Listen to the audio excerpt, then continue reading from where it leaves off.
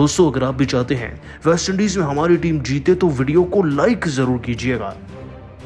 दोस्तों वेस्टइंडीज की टीम के खिलाफ कहां पर होंगे मुकाबले, कितने बजे से शुरू होंगे और पहले मैच के लिए क्या होगी भारत की प्लेइंग 11 को सब कुछ डिटेल में बताएंगे। लेकिन उससे पहले आप सभी को क्या लगता है धवन और पंत में कप्तान कौन होना चाहिए, नीचे कमेंट करके जरूर बताइएगा। दोस्तों इंग्लैंड का चैप्टर तो जीत के साथ समाप्त हुआ। हमने T20 जीता और फिर वनडे सीरीज को भी जीत गए। दोनों सीरीज को हमने 2-1 से जीता है। लेकिन अब एक नया चैलेंज आ चुका है। अब सामना होगा कैरेबियन से, वो भी उनकी धरती पर, यानी कि वेस्टइंडीज की टीम से। और दोस्तों हम जानते हैं वेस्टइंडीज की टीम वनडे से ज्यादा T20 में ज्यादा प्रभावशाली है, क्योंकि उनके खिलाड़ी वही तो खेलते हैं साल भर। लेकिन इस बार वनडे में एक नई चुनौती सामने आ रही है। दरअसल दोस्तों BCCI ने जानकर हमारे मुख्य खिलाड़ियों को ODI सीरीज के लिए आराम दिया है, ताकि वो 5 मैचों की होने वाली आगामी T20 सीरीज में वेस्टइंडीज खिलाड़ियों का जमकर मुकाबला कर सके उनकी धरती पर। क्योंकि दोस्तों एक तो उनकी T20 में फॉर्म ज्यादा बेहतर है और अभी वो इंग्लैंड को भी हरा कर गए थे, जिसमें जेसन रॉय ने तो हैट्रिक ही ले ली थी। लेकिन फिलहाल बात है ODI सीरीज की। तो दोस्तों आपको बता दें कि ODI सीरीज का आगाज 22 जुलाई से होने जा रहा है। अब क्योंकि ये मुकाबले वेस्टइंडीज की जमीन पर होने हैं, तो पहला मुकाबला 22 तारीख को पोर्ट ऑफ स्पेन के मैदान में खेला जाएगा। जिस स्टेडियम में दोस्तों ये मुकाबला होगा वो क्वींस पार्क ओवल के नाम से पहचाना जाता है। और उससे बड़ी बात ये है कि इस स्टेडियम में ये मुकाबला कोई दोपहर के 3 या 2 बजे नहीं, बल्कि शाम के 7 बजे से शुरू होगा। आपने सही सुना, भारत के वक्त के अनुसार मुकाबले 7 बजे से शुरू होंगे और खत्म होंगे लगभग सुबह के 3 या 4 बजे तक। दोस्तों अगर इस स्टेडियम के आंकड़ों की बात करी जाए तो 83 के दशक में यहाँ पर वेस्टइंडीज का बहुत बोलबाला था। लेकिन जब से धोनी ने टीम की कमान को संभाला तब से हम इस स्टेडियम में लगातार जीत रहे हैं। अब तक 7 बार जीत चुके हैं और एक ट्वाइस सीरीज में भी यहाँ पर श्रीलंका के खिलाफ बड़ी आसानी से जीते थे। कुल मिलाकर पिच की कंडीशंस हमारे फेवर में ज्यादा रहती हैं और ऊपर से हमारी गेंदबाजी और बल्लेबाजी इतनी मजबूत तो है ही। खैर दोस्तों वेस्टइंडीज की टीम का ऐलान तो बहुत जल्दी में हुआ है और ज्यादा कोई बहुत तगड़ा लाइनअप भी नहीं है। तो सीधा नजर डालते हैं भारत की प्लेइंग 11 पर और टीम के कप्तान पर। तो दोस्तों ODI सीरीज के लिए टीम की कमान सौंपी गई है शिखर धवन के हाथों में। अब धवन का बल्ला तो नहीं चल रहा, ODI सीरीज में बुरी तरीके से फ्लॉप हुए, लेकिन कप्तान हैं तो टीम में तो होंगे ही और ओपन भी करेंगे। और उनके साथ ओपन करते नजर आएंगे ईशान किशन या ऋतुराज गायकवाड़ में से कोई एक। लेकिन दोस्तों मोस्ट प्रोबेबली ईशान किशन ही धवन के साथ ओपन करेंगे। वहीं दोस्तों मिडिल ऑर्डर में एक आशंका रहेगी, गायकवाड़ को मौका दिया जा सकता है। लेकिन अगर ODI में गिल को आजमाना है तो एक लंबे अरसे बाद वो हमें मिडिल ऑर्डर में खेलते नजर आ सकते हैं। दोस्तों उनके साथ साथ टीम में सूर्य कुमार यादव, श्रेयस अय्यर और संजू सैमसन तो रहेंगे ही। तो ये 4 खिलाड़ी हमें मिडिल ऑर्डर में देखते नजर आएंगे। हालांकि दोस्तों दीपक हुड्डा को भी शायद एक मौका दिया जाए। इनके अलावा दोस्तों ऑलराउंडर की बात करी जाए तो उप कप्तान के तौर पर रविंद्र जडेजा होंगे और स्पिन गेंदबाज के तौर पर होंगे युजवेंद्र चहल। वहीं दोस्तों तेज गेंदबाजों की बात करी जाए तो लाइनअप कुछ इस प्रकार है, अवेश खान, मोहम्मद सिराज और अर्शदीप सिंह। वैसे प्रसिद्ध कृष्णा भी इस लिस्ट में है। ऐसे में इनको भी शायद 1-2 मैच में मौका मिले। लेकिन दोस्तों पहले मैच में किसे मौका देना चाहिए और किसे नहीं, नीचे कमेंट में उसका नाम जरूर बताइए। दोस्तों भारत को एक हारे हुए मैच में जिताने वाले ऋषभ पंत पर अब खुद महेंद्र सिंह धोनी ने कुछ ऐसा कह दिया कि करोड़ों फैंस का दिल जीत लिया। क्या बोले धोनी पंत पर आपको बताएंगे ही, लेकिन उससे पहले आप सभी को क्या लगता है धोनी और पंत में बेहतर कौन है, नीचे कमेंट करके हमें जरूर बताइएगा। दोस्तों इंग्लैंड की टीम के खिलाफ 3 मैचों की वनडे सीरीज को जीतकर भारत ने वाकई में इतिहास रच दिया है। वनडे सीरीज में दोस्तों हम 8 साल से नहीं जीते थे, इवन धोनी की कप्तानी में भी, कोहली की कप्तानी में भी नहीं, और दोस्तों रोहित शर्मा की कैप्टनसी में भी आज हमारी टीम बिल्कुल मजेदार में लटकी हुई थी। मुकाबले में लगभग हम हार ही गए थे। आपको बता दें गेंदबाजी में इस मुकाबले में शुरुआत हमारी बहुत बेहतरीन थी। मैदान में आते ही दोस्तों सिराज ने बैक टू बैक 2 विकेट्स निकाले, पांड्या ने 4 विकेट लिए तो चहल 3 विकेट ले गए। इंग्लैंड की टीम को लेकिन हमने 259 पर रोका और लक्ष्य मिला 260 रन का। अब पिछले मैच में जो टीम 247 नहीं चेस कर पाई उसके लिए 260 भी बड़ा लग रहा था। लेकिन दोस्तों खिलाड़ियों के साहस को देखकर यकीन था कि हम जीतेंगे।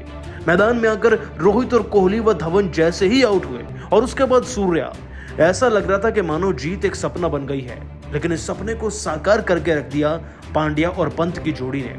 दोस्तों दोनों खिलाड़ियों ने मिलकर बैंड बजा के रख दिया आज इंग्लैंड की टीम की। लगा मानो सालों का मतलब पूरा हो गया है। दोस्तों पांड्या और पंत ने अपनी जोड़ी को जमाया।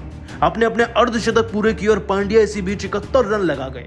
तो पंत का तो क्या ही कहना, 50 नहीं, शतक नहीं, पूरे 125 रन की नाबाद पारी खेलकर गए, वो भी 16 चौके और 2 गगनचुंबी छक्कों के साथ। पंत की दोस्तों इसी शतकीय पारी के बल पर हमारी टीम जीतने की पोजीशन में आई और फिर मुकाबले को जीतकर इस सीरीज को भी अपने नाम कर लिया 2-1 से। दोस्तों ये जीत हर किसी फैन को, हर किसी खिलाड़ी को याद रहने वाली है, क्योंकि देश में तो कोई भी जीत जाता है, लेकिन अंतर्राष्ट्रीय स्तर पर जीत कर दिखाना अपने आप में बहुत बड़ी बात है। अब रोहित की कप्तानी में तो ये मुमकिन हुआ, लेकिन पंत के दम पर, और इस बात से कोई नकार नहीं सकता।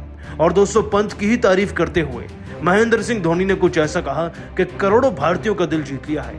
आपको बता दें कि धोनी ने अपने बयान में पंत के लिए कहा, ये जीत नहीं बल्कि एक मील का पत्थर है, वो भी भारत के नाम का जो इंग्लैंड में गाड़ा गया है, और इसे गाड़ा है रोहित और उनकी पलटन ने, और खास तौर पर ऋषभ पंत ने। इस जीत को केवल भारत देश नहीं, पूरा इतिहास याद रखेगा। 8 साल बाद इंग्लैंड से जीत रहे हैं, मतलब कि टीम में वाकई में दम था, और विश्व विजेता टीम को उसके गढ़ में हराना अपने आप में बहुत बड़ी महत्वता है। रोहित शर्मा की टीम क्या खूब खेली टेस्ट और वनडे में। मुझे पूरा यकीन है कि अगर टेस्ट में भी 5 मैच मिल जाते तो हम इस बार सीरीज जीत कर लौटते। क्या शानदार खेले ऋषभ पंत और हार्दिक पांड्या, वाकई में देखकर मजा आ गया। लेकिन खास तौर पर ऋषभ पंत, आप एक विकेट कीपर और बैट्समैन नहीं, एक फील्डर नहीं बल्कि एक फिनिशर भी हैं। आज से आप वो खिलाड़ी हैं जो कि इस वक्त पर मेरे हिसाब से भारत की रीढ़ की हड्डी बन चुके हैं। आपकी विकेट कीपिंग लाजवाब हो चुकी है, आपकी बल्लेबाजी में दम है, और जो शतक आपने लगाया उसे तो मैं दिल से सलाम करना चाहूंगा। आपका भविष्य बहुत ज्यादा उज्जवल हो और देश के लिए आप ऐसे ही जीतते रहें।